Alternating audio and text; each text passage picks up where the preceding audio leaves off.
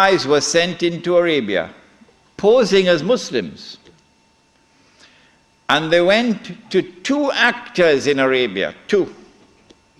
One was Sharif al-Hussein, who was appointed by the Khalifa in Istanbul as the Sharif of the Hijaz, Makkah and Medina, in control.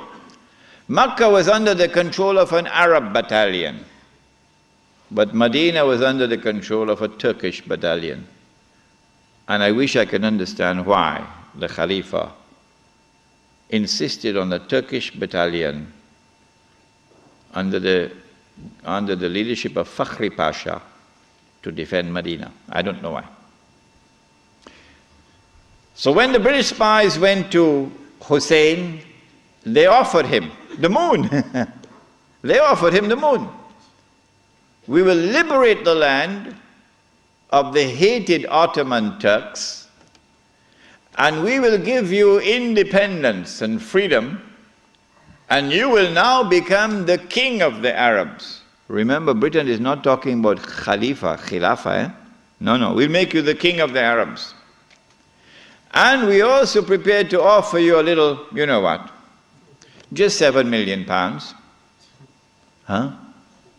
£7 million at that time is what Bill Gates has now. Sharif Hussein, the great-great-grandfather of Abdullah in Jordan now, then betrayed the Prophet Muhammad ﷺ, betrayed 1400 years of history of this ummah, violated the plain and clear command of Allah subhanahu wa ta'ala in the Quran in Suratul Ma'idah, in which He commanded us, Ya ayyuhalladhina amanu la tattakhizul yahuda wan nasara awliya. Do not take the Jews and do not take the Christians as your awliya. Do not establish an alliance with them in which you become dependent upon them and subservient to them. Do not do that, says Allah. بَعْدُهُمْ أَوْلِيَاءُ بَعْضٍ. They are protecting friends of each other. وَمَنْ يَتَوَلَّهُمْ مِنْكُمْ فَإِنَّهُ مِنْهُمْ. Whosoever from amongst you turn to them for that kind of an alliance, you no longer belong to this ummah, you've now joined them. Inna Allah la yahdi al-qawm al-zalimin. Surely Allah will never provide guidance for a people who commit such an atrocious act of wrongdoing. And this is precisely what Sharif Hussein did, and what all his descendants from that day to this day have been doing. Sharif Hussein now accepts 7 million sterling pounds and enters into a military alliance with Britain and declares himself independent of the Ottoman Khalifa. Once the Khilafah in Istanbul had lost control of Mecca and Medina, had lost control of the Haramain, had lost control of the Hajj, you pull the carpet, you pull the rug from underneath the feet of the Khalifa. His Khilafah is now losing legitimacy. Can anyone be Khalifa? Can you appoint a Khalifa here in downtown Lakemba? Can Mullah Umar have been recognized as the Khalifa? No, why not? Because when the Hajj comes, Amirul Mu'mineen Mullah Umar will have to apply for a Saudi visa to perform the Hajj. Huh? And if the Saudis reject the visa, the Khalifa can't perform the Hajj. All right? And so the British calculated, if we can wrest control of the Haramain and the Hajj away from the Khalifa in Istanbul, then the legitimacy of his Khilafah will begin to crumble. And so this was 1916. The British spies then went to the second actor in the Arabian Peninsula. I mean, Britain has a PhD in deception. If you want to destroy the Khilafah, okay, you have to make sure that it cannot be restored. How can you take the entire world of Islam with so many ulama and ensure that not only is the Khilafah destroyed, but it cannot be restored? That's a tall order. How to do it? The answer is, you not only have to liberate the Haramain from the control of the Khalifa in Istanbul, but you have to put it in the control of those who will not themselves claim the Khilafah and will not allow anyone else to claim the Khilafah.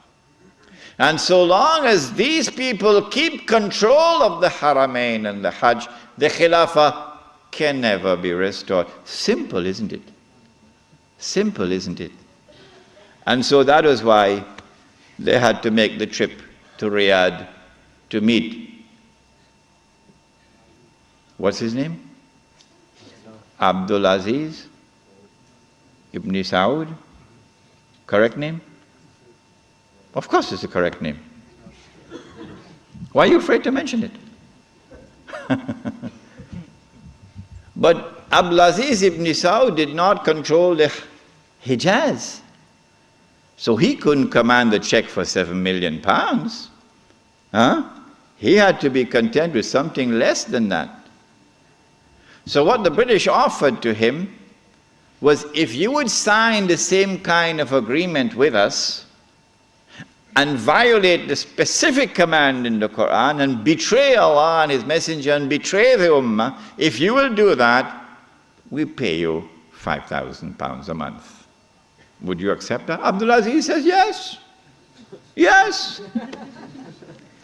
And in 1916, Abdul Aziz ibn Saud signed an agreement with Britain.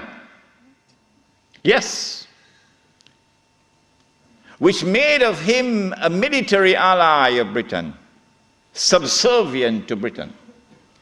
But when the Ikhwan, who were his military force, questioned him, how can you sign this agreement with Britain? And how can you accept this money from Britain, £5,000 a month? Abdul Aziz ibn Saud says, this is jizya.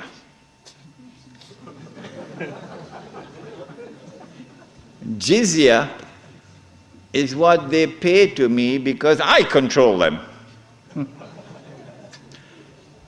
It was dust in their eyes and they swallowed it. And so Abdul Aziz ibn Saud got away with it. Massive betrayal, and a very dangerous plan is now in place. As soon as the Khilafah is destroyed, that Abdul Aziz ibn Saud will be given what is known as the green light, something that Saddam Hussein knows about, the green light. And then he will attack and take control of the Haramain. And when once he does that, he won't make the mistake of ever claiming the Khilafah for himself. And he will never allow anyone else to claim the Khilafah, because no one else can take the control of the Hijaz and the Haramain from them, because they are supported by Britain. And so goodbye to the Khilafah. It's gone. It can never be restored. Never, never, never be restored. So long as Britain and the United States of America underwrite the security of the Saudi state, you can never, never, never restore the Khilafah. By 1919, the Ottoman Empire was in shambles, falling apart. And a British army under General Allenby, with many Arabs and Punjabi Muslims fighting faithfully under his control, attacked the Turkish garrison which was defending Jerusalem, defeated it, and liberated the Holy Land. This was a joyous day for the Jews, because now the countdown is really moving forward and the golden age is coming back.